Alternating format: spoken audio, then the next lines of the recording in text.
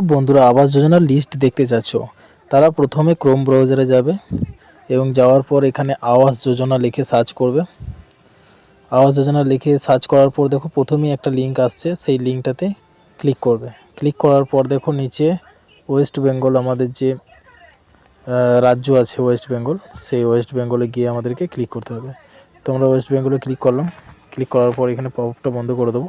তারপর দেখো একটা মেন পেজ চলে এসছে, আবাস যোজনার মেন পেজ।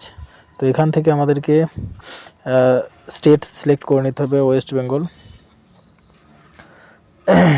তারপর দেখো পরপর যে সিলেক্ট যে ঘরগুলি আছে ওগুলি সব পূরণ করে নিতে হবে আস্তে আস্তে।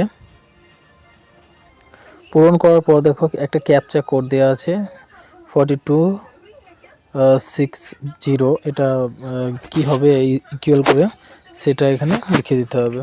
তো আমি এখানে লিখে দিচ্ছি। তারপর সাবমিটে গিয়ে ক্লিক করবে। ক্লিক করার পর দেখো